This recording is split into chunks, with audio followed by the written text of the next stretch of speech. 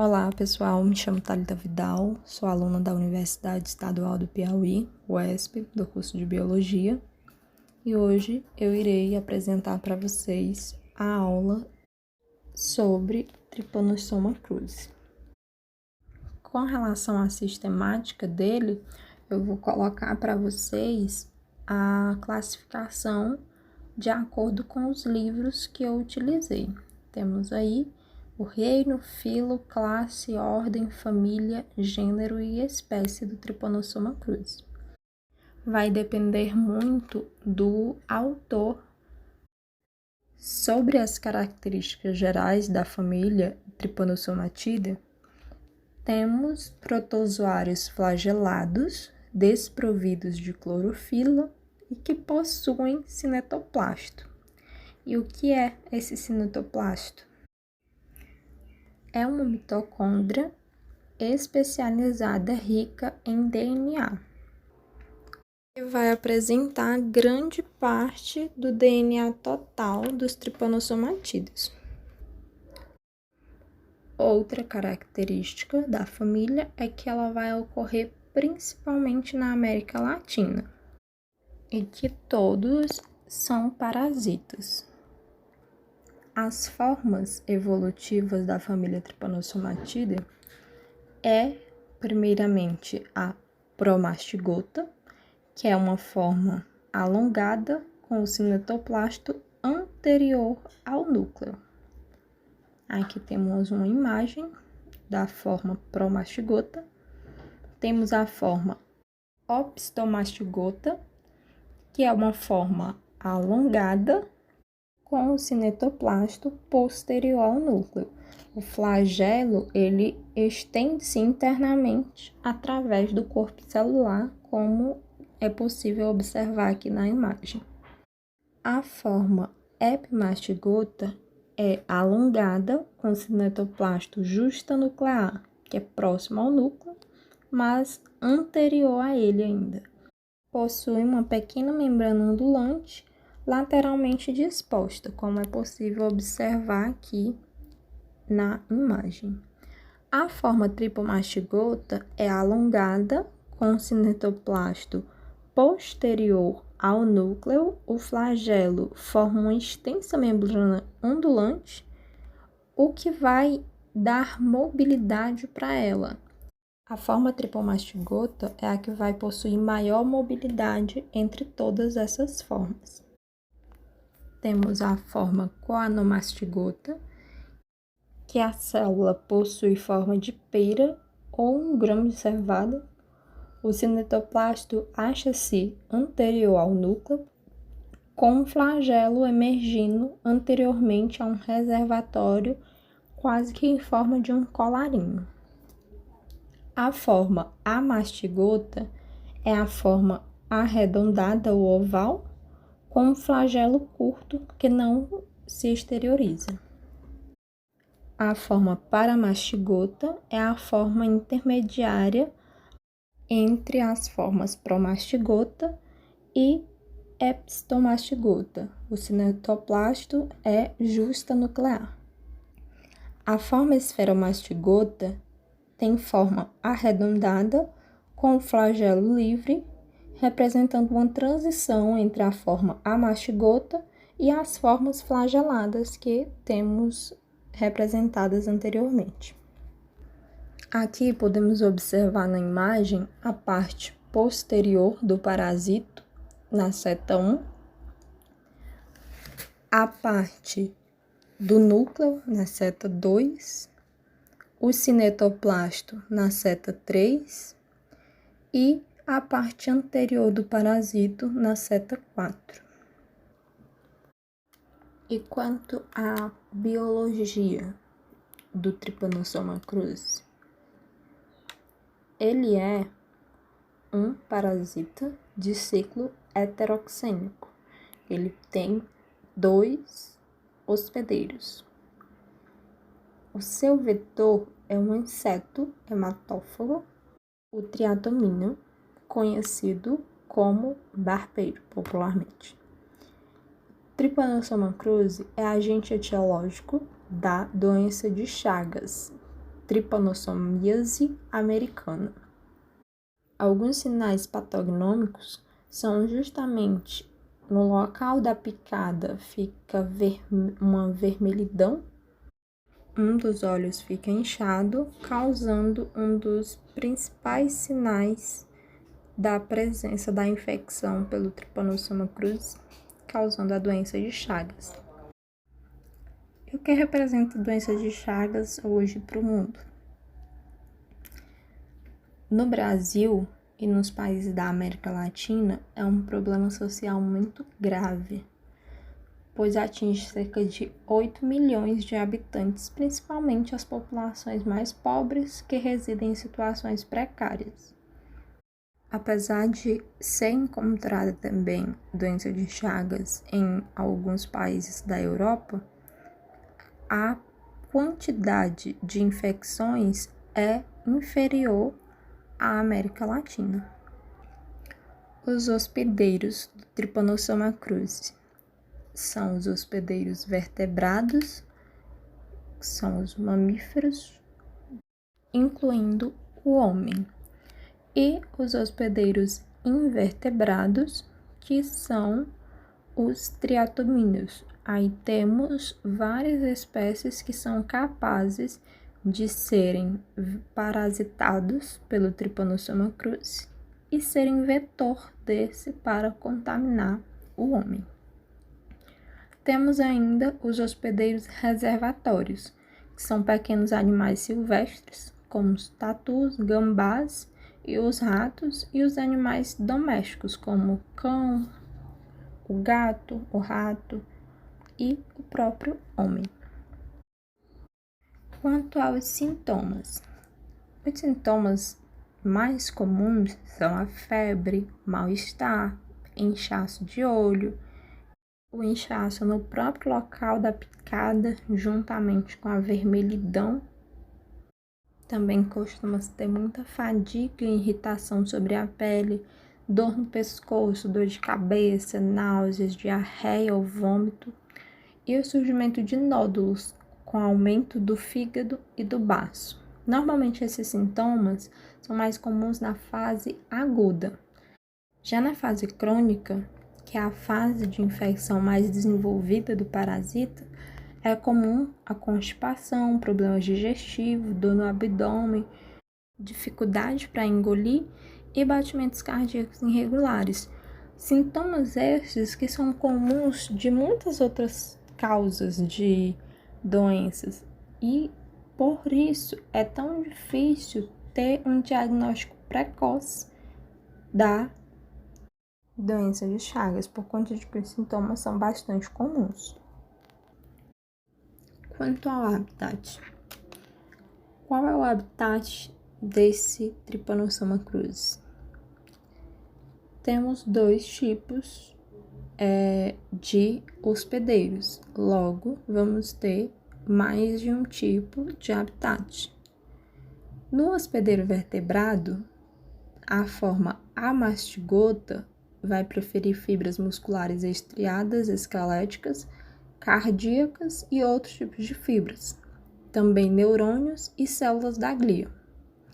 A forma tripomastigota prefere espaços intersticiais, líquido cefalorraquidiano, leite, esperma e sangue, normalmente. No hospedeiro invertebrado, o principal habitat será a luz intestinal. Quanto ao ciclo biológico, ele é monoxeno ou heteroxeno? Como eu já até mencionei anteriormente, ele vai ser heteroxeno, porque o Trypanosoma cruzi ele precisa de 2 hospedeiros para se desenvolver completamente. E como acontece o ciclo do Trypanosoma cruzi? Vou iniciar através do invertebrado. O ciclo se inicia quando o invertebrado, no caso o inseto triatomíneo, ele vai picar o hospedeiro vertebrado estando infectado, vai ingerir as células tripomastigotas do Trypanosoma cruzi E essas células, elas vão ser armazenadas na parte posterior do inseto, onde elas vão, por estar em um ambiente diferente do anterior, elas vão diminuir sua mobilidade, se transformando em epimastigota e esferomastigota. Depois disso, as células vão ser digeridas e as epimastigotas que sobreviverem a essa digestão vão se multiplicar por divisão binária e depois vão aderir à membrana do intestino do inseto.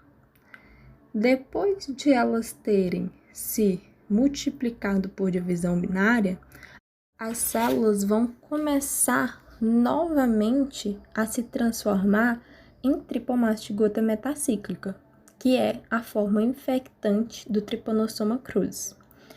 Posterior a essa modificação, elas vão se dirigir ao reto do organismo do triatomina e vão estar prontas para, quando ele for fazer o seu próximo repasse sanguíneo, ao defecar ou urinar, elas serem novamente liberadas para infectar um outro vertebrado. E é quando se inicia a segunda fase do ciclo, que é o ciclo biológico no vertebrado.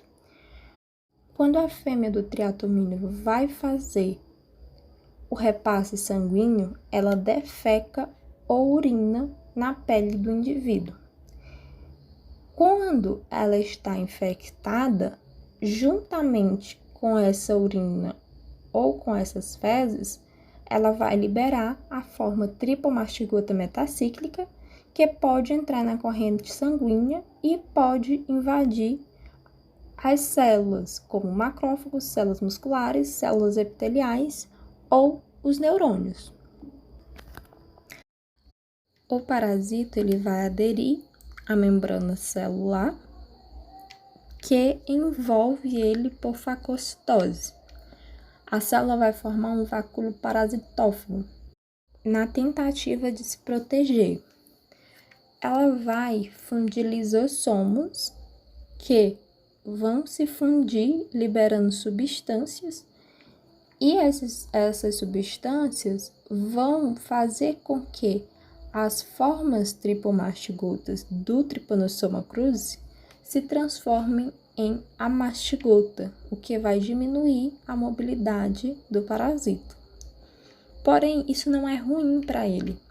Logo após isso, o vacúolo ele vai se romper e começa-se quando vai acontecer a multiplicação dos parasitos por divisão binária no citoplasma.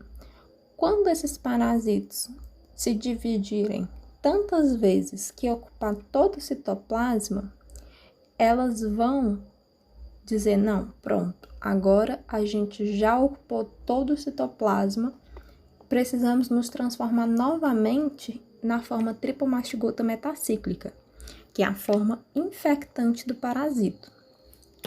Elas vão se transformar novamente em tripomastigota metacíclica quando esse processo se finaliza, o citoplasma vai se romper e elas vão ser liberadas novamente no espaço extracelular. Nesse momento, tem dois caminhos para esses parasitas. Eles vão infectar novas células e repetir esse mesmo processo, ou eles vão ser inoculados pela fêmea do triatomíneo. Assim, o ciclo vai se repetir ou no próprio hospedeiro vertebrado ou em um novo hospedeiro invertebrado.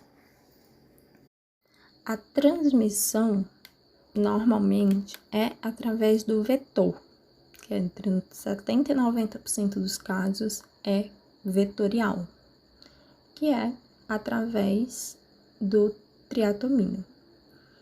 Também tem de 1 a 20% por transfusão sanguínea, transmissão congênita, que é quando passa de mãe para filho, acidentes laboratoriais no manuseio, ou transmissão oral, no caldo de cana, no açaí. Quando a pessoa vai fazer o consumo desses alimentos, pode ocorrer de ter um triatumínio lá e a pessoa acabar ingerindo ele e consumindo uma grande carga parasitária. Também temos atualmente raros casos de transplantes, mas é possível a transmissão através de transplante. Quanto à epidemiologia, a forma de infecção mais comum é a vetorial. Logo observamos que os insetos, eles têm cada vez mais conseguido infectar as pessoas por conta justamente da nossa invasão ao meio em que ele vive. Apesar da doença de Chagas ser uma doença endêmica, é uma doença altamente negligenciada. Ela abrange 22 países da América Latina, mas nos últimos anos tem sido demonstrada a ocorrência frequente de casos agudos da doença, especialmente no Brasil, localizado no Pará, por transmissão via oral, que é quando, como eu informei, é consumido um inseto através da via oral em caldo de cana ou açaí, mas no caso do Pará, normalmente é mesmo pelo açaí. Os insetos costumam ficar em casas mais simples, feitas de taipas, de barro, ou casas que têm frechas. Eles gostam muito dessas casas, que são locais onde eles se adaptaram a sobreviver. E eles têm a fonte de alimento deles, os humanos, ou os animais desses humanos, bem próximo. Então, para eles é confortável. A doença de Chagas na fase aguda. Primeiro, o critério parasitológico é definido pela presença de parasitos circulantes demonstráveis no exame direto de sangue, quando você consegue ver o parasito.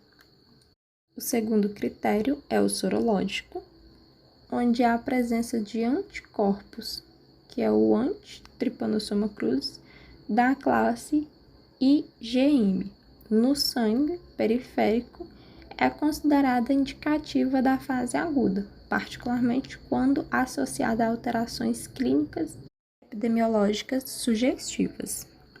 A maioria dos casos é assintomática. No entanto, após 4 a 7 dias da picada, geralmente a pessoa tem febre, mal-estar, cefaleia e outros sintomas, aqueles que eu informei lá no início, quando eu falei sobre todos os sintomas. Os sintomas menos comuns e que são mais graves são a cardite e a meningoencefalite.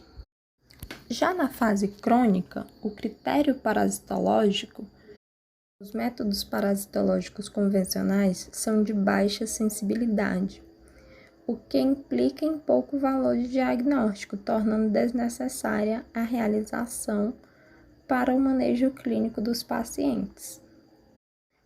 O critério sorológico considera-se indivíduo infectado na fase crônica aquele que apresenta anticorpos anti-Trypanosoma cruzi da classe IgG, detectados por meio de 2 testes sorológicos, de princípios distintos ou com diferentes preparações antigênicas.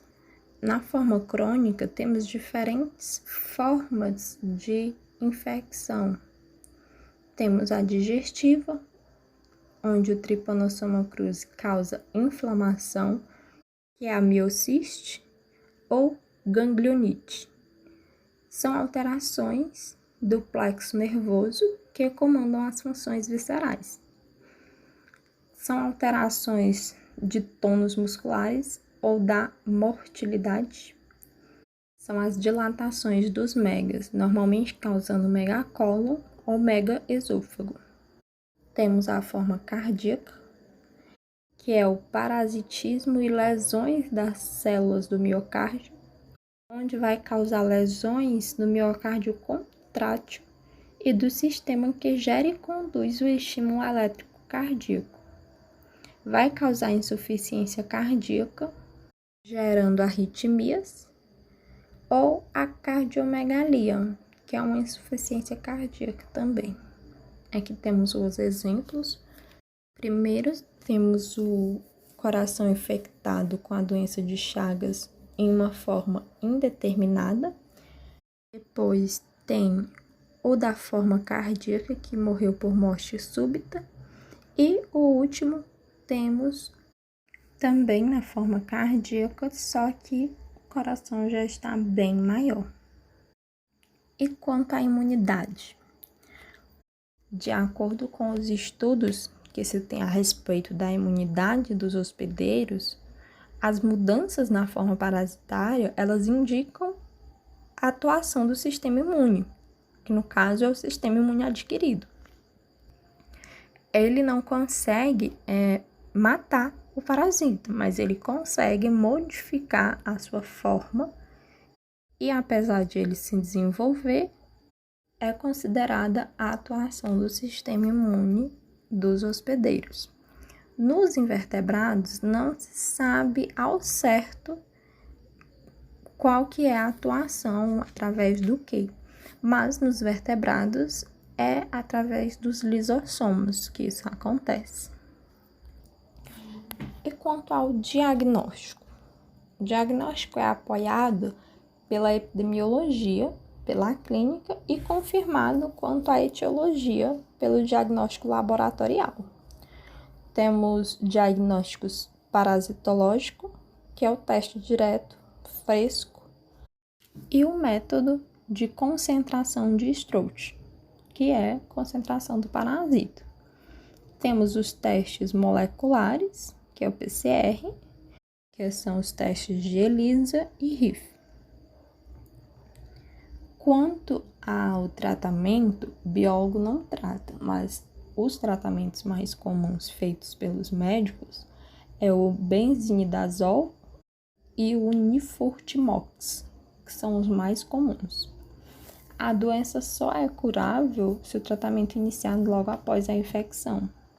Normalmente, é detectado cura quando há negatividade sorológica, quando se faz os exames sorológicos e não é encontrado nenhum anticorpo do parasita. Bem, a respeito da aula de Trypanosoma cruzi, isso era o que eu tinha para falar para vocês. Eu espero que vocês tenham gostado. Agradeço a participação de todos que estão aqui presentes. E é isso, gente. Muito obrigada e um abraço. Tchau, tchau.